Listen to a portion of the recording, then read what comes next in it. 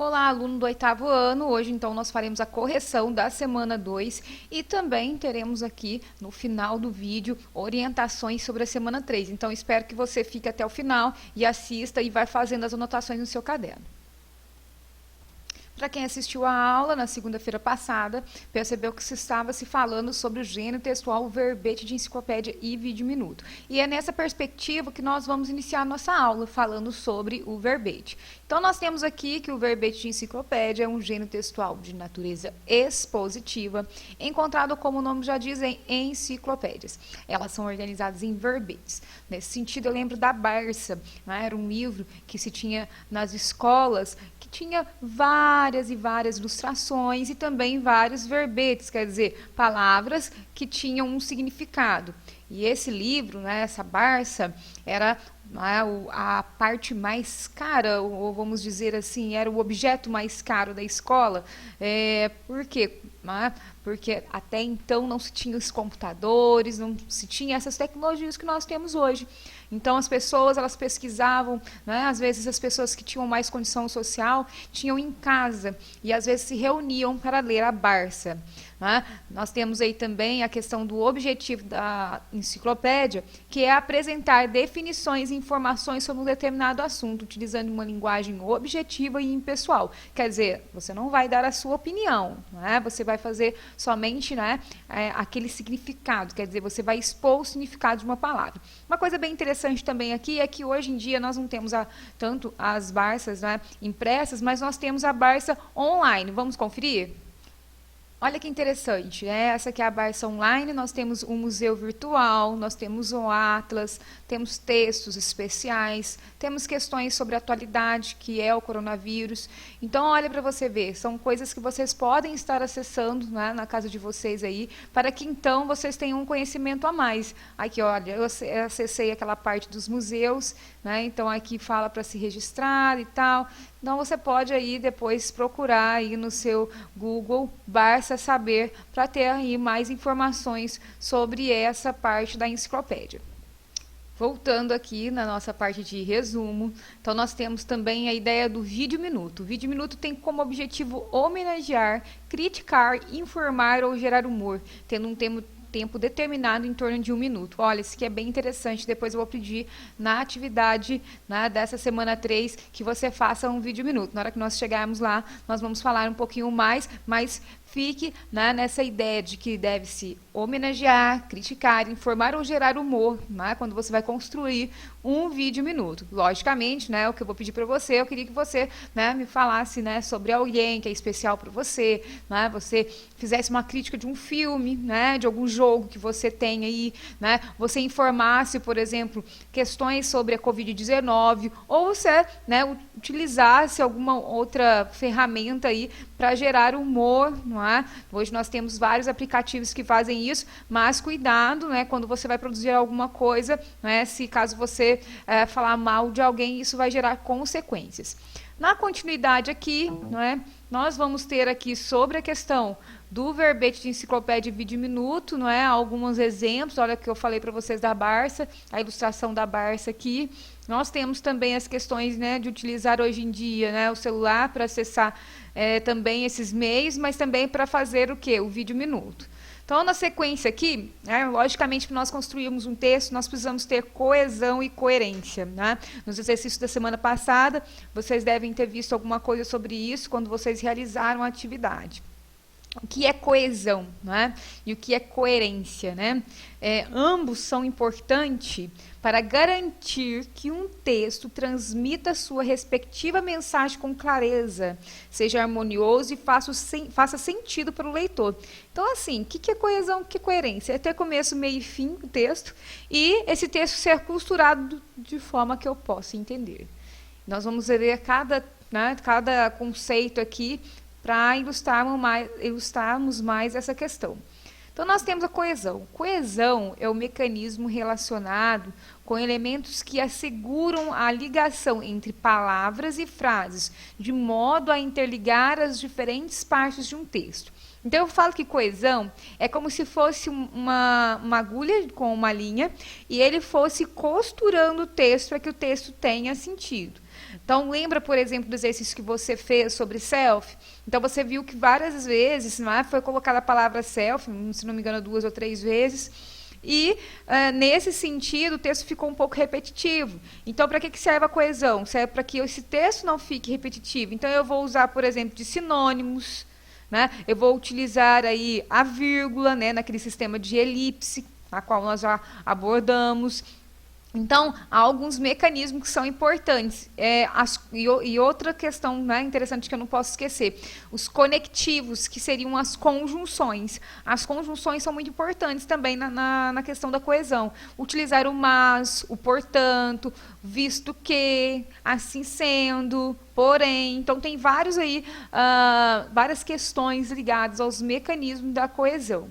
Então, aqui, né, vem resumindo um pouco isso, né, nós utilizamos, então, alguns conectivos aí para que o meu texto fique com sentido. Então, nós usamos os pronomes, né, então, por exemplo, para não ficar repetindo self, eu posso usar ela, né, um pronome pessoal. Eu posso também utilizar de pronomes demonstrativos, né, falar assim, esse, esta, né. Os artigos definidos e indefinidos, as conjunções que são de suma importância, tá? A coesão, você tem que estudar essas conjunções aqui, ok? São parte das classes gramaticais. Nós utilizamos também de preposições e de advérbios, para se colocar, né, no tempo, se colocar em qual lugar que nós estamos nos referindo. Então, nessa parte aqui, né, sobre coesão, é isso, tá? Olha, logicamente, no ensino médio você vai estudar um pouco mais sobre coesão, mas é praticamente essa ideia. Vamos pensar que um texto não pode repetir tanto, né? As palavras não podem se repetir, porque vocês, imaginam, vocês têm aí um vocabulário para que essas palavras não sejam assim repetitivas no meu texto. Então, a coesão ela chega para pegar e fazer essa união, fazer com que seu texto fique de uma forma que o outro entenda e que não fique cansativo, né? É chato quando você começa a ler alguma coisa e fica repetindo toda hora a mesma coisa, não é? Então, é nessa vertente. Agora, a coerência, ela, na verdade, essa é a ideia do começo, meio e fim, né, junto com a coesão. Então, nós vamos ter aqui o conceito. A coerência, por sua vez, é responsável por estabelecer a ligação lógica entre ideias para que, juntas, elas garantam que o texto tenha sentido. Então, quer dizer, eu vou utilizar os mecanismos da coesão, quer dizer, vou usar sinônimos, né, vou usar as conjunções, os pronomes, e assim meu texto vai quê? Ter começo, meio e fim, porque uma coisa vai estar ligada à outra, tá? Então, nessa sequência, né, nós temos algumas questões, né, que contribuem aí para a coerência, né, que seria conhecimento de mundo. Então, por exemplo, né, aqui, né, vocês ainda não estão no ensino médio, mas no ensino médio vocês vão aprender o texto dissertativo, né, que é a redação do Enem. Então, vocês precisam ter conhecimento de mundo, quer dizer, vocês têm que falar, né, a partir de algum assunto, né, vocês têm que abordar a opinião de vocês, mas vocês têm que sustentar, né, vocês têm que sustentar a partir de uma argumentação. Então, vamos supor que se eu estivesse falando, né, sobre a Covid-19. Então, por exemplo, por que hoje em dia nós temos que falar da Covid-19? Por que nós temos que falar sobre esse assunto? Porque muitas das vezes as pessoas negligenciam, quer dizer, as pessoas faltam, né? Elas não têm, às vezes, a informação necessária. Então, essa é uma ideia bem particular minha. Mas aí, como que eu vou justificar isso? Eu vou falar, né, que, segundo alguns dados, a curva, né, de pessoas infectadas, né, tem aumentado. Quer dizer, eu vou procurar dados que comprovem essa questão da ausência, da negligência da população. Vou falar que em alguns lugares, como São Paulo, o isolamento, né, não tem funcionado. Olha para vocês verem, isso aí é um conhecimento de mundo. Não é? Porque eu vi na televisão? Sim. Mas eu poderia até falar alguma coisa sobre, né, a geografia, sobre a história. Poderia usar, por exemplo, né, parte da sociologia que vocês vão ter depois no ensino médio. Então, é importante fazer, né, bastante leitura para ter esse conhecimento de mundo. Conhecimento linguístico, né, saber da gramática, é o que nós estamos vendo, né, nas nossas matérias aí, quando nós finalizamos aí a parte sobre sujeito, predicado, tudo isso tem a ver, não é, com vírgula, tem a ver com essa parte de coesão. E conhecimento compartilhado, o que seria isso? É a parcela de conhecimentos comuns ao produtor e ao receptor do texto. Então, quer dizer, eu tenho que falar algo não do meu vizinho no meu texto. Né? No texto dissertativo, por exemplo, eu vou falar algo de nível, né, nacional. Então, uma ideia, né, um conhecimento compartilhado. Então, a sequência aqui, né, vem os exercícios, né? Então, eu vou partir aqui para a correção da atividade para você ir corrigir no seu caderno, tá? Eu estou dando o visto, né, marcando aqui certinho quem está me enviando e estou mandando a correção para você fazer a correção, tá certo? Então, vamos lá.